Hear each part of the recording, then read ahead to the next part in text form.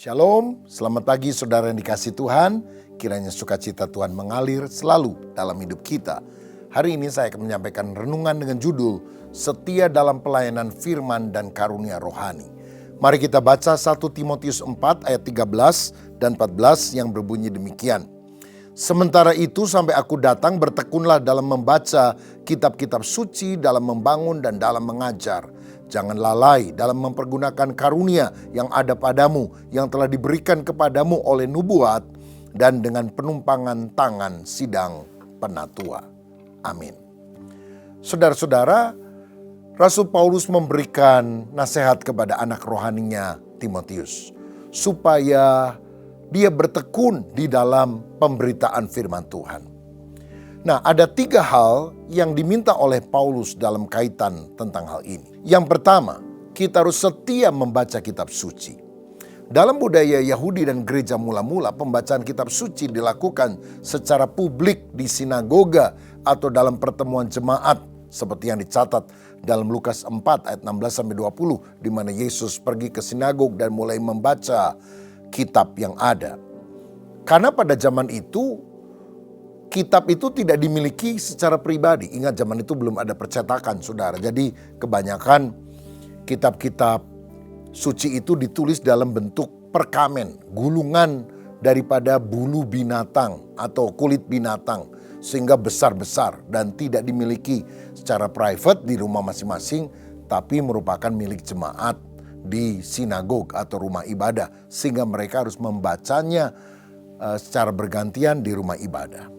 Nah, pembacaan ini bukan hanya sekedar membaca, tapi juga kemudian menjelaskan dan menerapkan dalam kehidupan jemaat.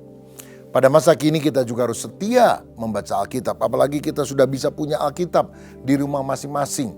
Orang yang kesukaannya firman Tuhan dan merenungkan firman itu siang dan malam, dia akan menjadi orang yang berbahagia dan berhasil.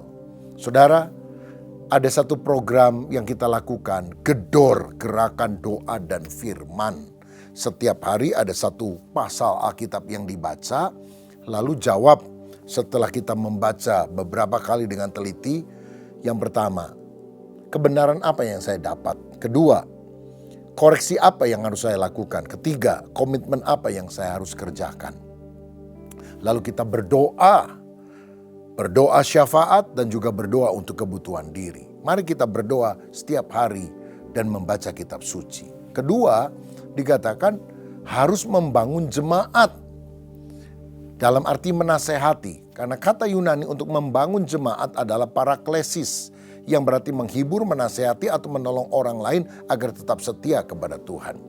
Pada masa itu gereja menghadapi banyak tantangan seperti ajaran sesat dan penganiayaan. Maka Timotius harus memberikan dorongan agar jemaat tidak goyah. Sehingga dia memberikan nasihat-nasihat supaya orang bertekun dalam iman. Yang ketiga, harus mengajar firman Allah kepada banyak orang. Ini adalah bagian penting dalam kepemimpinan rohani. Dia bukan hanya sekedar menyampaikan informasi, tetapi membentuk karakter dan iman jemaat. Karenanya pemimpin gereja harus terus belajar dan mengajarkan firman dengan benar kepada umat yang dia gembalakan, memberikan makanan rohani yang bergizi.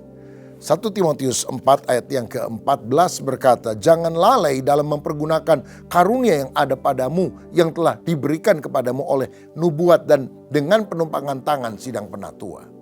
Jadi Paulus memberikan perintah agar Timotius itu bertekun di dalam pelayanan firman untuk membangun jemaat. Dia kemudian juga memberikan perintah agar Timotius menggunakan karunia rohani. Jangan lalai atau mengabaikan, meremehkan sesuatu yang penting dalam pergunakan karunia. Saya percaya kini kita juga memiliki karunia dari Tuhan. Karunia bisa macam-macam, beda-beda tiap orang. Ada karunia mengajar, karunia melayani, karunia menasehati, karunia memberi. Nah, kita tidak boleh menyimpan di dalam tanah sehingga dimurkai Tuhan. Tapi harus mengembangkannya, menggunakannya dengan setia, dengan sungguh-sungguh.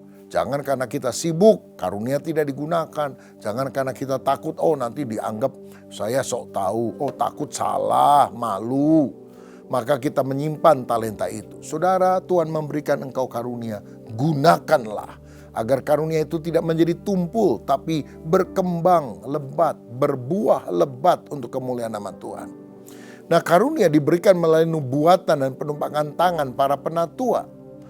Jadi dalam gereja mula-mula, penumpangan tangan yang dilakukan oleh para penatua presbiter merupakan tanda pengesahan seorang diangkat, dilantik dalam satu jabatan rohani tertentu. Dan kemudian mereka memberkati dengan doa untuk seorang yang dipanggil dalam pelayanan. Ini nampak ketika 7 orang diaken dalam Kisah Para Rasul diangkat untuk mendampingi para rasul, murid-murid Yesus, melayani jemaat-jemaat yang ada. Tampaknya pada saat Timotius menerima panggilan pelayanan, ada nubuatan yang meneguhkan panggilan itu. Sehingga Paulus berkata, gunakan karunia rohani karena engkau juga sudah menerima kata-kata nubuat supaya kamu melayani. Saudara, bagi kita sekarang, mari kita jadi orang yang sungguh-sungguh bertekun di dalam firman. Baca firman setiap hari, ajarkan kepada orang lain, bersaksi, nasihati orang berdasarkan apa yang ada dalam firman. Kalau ada tetangga bilang, wah suami saya begini, saya mau cerai. Kita bilang, sabar, jangan keburu nafsu. Kan Alkitab mengajarkan apa yang sudah dipersatukan Allah tidak boleh diceraikan manusia. Tapi dia kebangetan. Ya, tapi bukankah Alkitab berkata kita harus mengampuni 70 kali 7 kali. Memberikan kesempatan orang-orang untuk bertobat. Yuk, teduhkan hati. Saudara nasihati, saudara dampingi, saudara doakan. Sehingga akhirnya orang tidak memberontak kepada keinginan firman. Dan pada akhirnya Tuhan bisa memulihkan situasi yang ada. Kalau saudara mendapatkan karunia dari Tuhan, apapun jenisnya, gunakanlah untuk kemuliaan nama Tuhan. Karunia adalah apa yang Tuhan berikan kepada kita. Pelayanan adalah apa yang kita kerjakan dengan karunia Tuhan itu untuk membawa kemuliaan bagi namanya dan menjadi berkat bagi orang lain. Siapa yang mau bertekun di dalam kebenaran firman, siapa yang mau menggunakan karunia rohani untuk melayani, mari kita berdoa bersama. Tuhan, terima kasih kami diajar untuk tetap setia kepada firman dan juga menjadi berkat melalui nasihat firman, pengajaran firman kepada orang lain. Kami juga mau menggunakan karunia apapun yang Tuhan berikan untuk kemuliaan nama-Mu. Pakai hidup kami menjadi alat-Mu ya Tuhan. Urapi kami untuk menjadi hamba-hamba-Mu. Apapun yang menjadi kehendak Tuhan, jadilah kehendak-Mu. Berkat-Mu atas kami, dalam nama Bapa, Putra, dan Roh Kudus. Dalam nama Tuhan Yesus Kristus. Amin.